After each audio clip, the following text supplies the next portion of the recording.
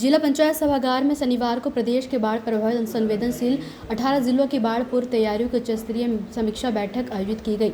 बैठक के अध्यक्ष प्रमुख सचिव राजस्व अपर्णा यू ने की, जबकि राहत आयुक्त डॉक्टर हरिकेश भास्कर यशोद भी मौजूद रहे। अधिकारियों को निर्देश दिए कि बाढ़ प्रबंधन से जुड़े कार्यों में किसी स्तर पर लापरवाही न बरती जाए।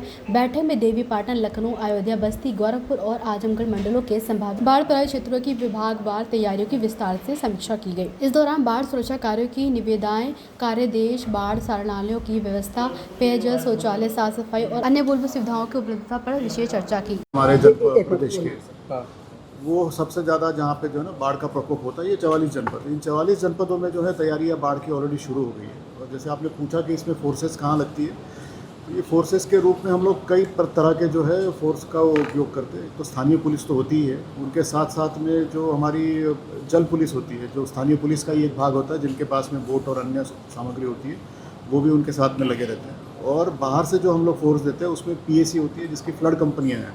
17 कंपनियाँ पूरे प्रदेश में जो है अलग अलग टुकड़ियों में बांटी गई है और जो तैनात होंगी। उन्हीं के साथ साथ जो हमारा SDRF होता है, स्टेट डिजास्टर रिस्पांस फोर्स, तो ये SDRF की टुकड़ियाँ भी जो है इन जनपदों में प्राथमिकता पर भेजी गई है, ताकि वो जिला प्रशासन के साथ में मिलकर राहत का कार्य कर सके। इनमें अगर हम लोगों को कमी होती है तो हमारे पास में हमारी मदद के लिए जो है राष्ट्रीय स्तर का जो नेशनल डिजास्टर रिस्पांस फोर्स है, NDRF, उनकी भी जो है टुकड़ियाँ यहाँ पर उपस्थित है। इनके 2 मेन जो है इनके बेस होते हैं, एक बनारस में है और एक जो है इनका गाज़ियाबाद में है। तो वहाँ से जो है ये अपनी टुकड़ियाँ जो है बनाकर अलग अलग जनपदों में पोस्ट करते हैं। ये सारी टुकड़ियाँ जो आज की तारीख में सब जनपदों में पहुँच गई है और वहाँ पर पहुँच के जो एरिया होता है उसकी जानकारी लेना, उससे अपने आप को वाकिफ करना, लोगों के साथ में समन्वय करना, और जो स्थानीय नाविक और स्थानीय जो गोताखोर होते हैं, नाविक होते हैं, उनके साथ में मिलकर राहत की जो योजना होती है उसके ऊपर वो लोग कार्य कर रहे हैं। राहत के रूप में क्या बाढ़ प्रभावित लोगों के लिए, क्या राहत के रूप में क्या कुछ प्रशासन कर रहे हैं? नहीं, देखिए, अभी जैसे कि हमने बताया कि सबसे पहले तो ये होता है कि भाई लोगों को जागरूक करना। तो जो जिले हैं हमारे वो ऑलरेडी इसके ऊपर काम करना शुरू कर दिए हैं। जो परिवार होते हैं वो खुद भी अपनी तैयारी करते हैं। जो पारिवारिक स्तर पे जो उनके अपने किट तैयार करने होते हैं, तैयारी करनी होती है, उसके भी ऊपर हम लोग ध्यान दे रहे हैं।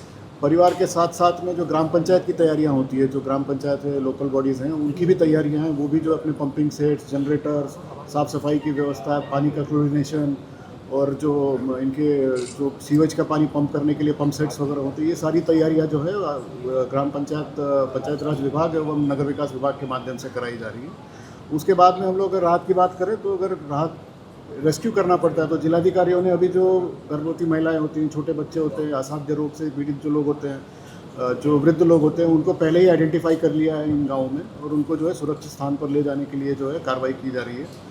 इसके बाद अगर फिर भी अगर बाढ़ आ जाती है तो लोगों को सुरक्षित स्थान पर ले जाने के लिए जो है अलग अलग जगहों पे राहत शिविर जो है स्थापित किए गए हैं। जानवरों के लिए जो है उनके लिए भी शिविर स्थापित किए गए हैं, और उसके बाद में वहाँ पर जो उनके लिए खान पान की व्यवस्था है और अन्य व्यवस्थाएं होती है वो सुनिश्चित कराई जाएगी। कई जगहों पे लोग बाढ़ क्षेत्र से निकलते नहीं है तो उनके लिए जो है राशन किट्स की भी व्यवस्थाएं जो है राहत के माध्यम से कराई जाएगी। इसके बाद में भी अगर कोई क्षति होती है, जनहानि होती है, इंजरी होती है, तो उसके लिए जो है भारत सरकार द्वारा जो दिए गए मापदंड है उसके अनुसार जो है एक्स ग्रेशिया या फिर इसको हम लोग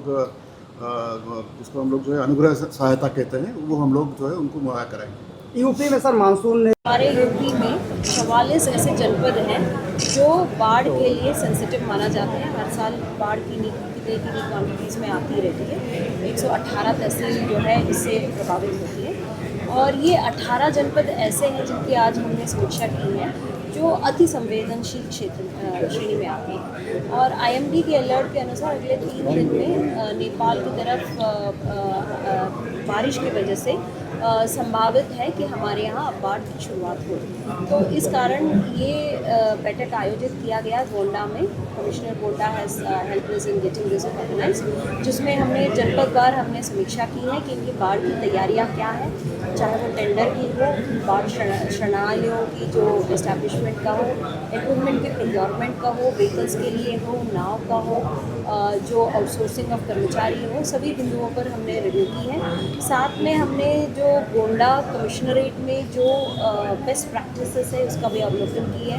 कुछ ऐसे प्रैक्टिसेस हैं जो हमने बाकी जनपदों को भी अवगत कराया है। हम लोगों ने इस पर स्ट्रेस की है कि जो पशु है उनका देखरेख के लिए जो पशु शेल्टर्स हैं वो होनी चाहिए, जो बाढ़ के शरणालय होनी चाहिए, शेल्टर्स होने चाहिए, वो सही समय पे इस्टेब्लिश होनी चाहिए, जो स्वास्थ्य की जो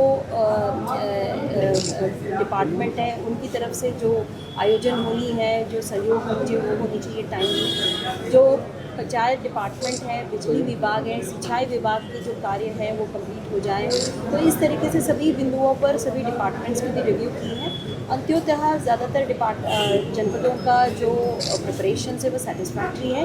कुछ एरियाज़ में जहाँ टेंडर्स कंप्लीट होनी है उनको निर्देश दे दिए हैं कि टाइमली कंप्लीट हो जाए और दौरा करें, जिलाधिकारी की तरफ से भी हो और अन्य जिले के भी अधिकारी जो है दौरा करके इसको सुनिश्चित कराएं। साथ में ऋषिकेश है, आप कुछ ऐड करना चाहेंगे? मैम, गोंडा समेत कई जिले ऐसे होते हैं जहाँ भीषण बाढ़ आती है, मैम कई तैयारियाँ पूरी कर ली जाती हैं, कुछ दिक्कत रह जाती है, उसके लिए मैम क्या निर्देश दिया गया है?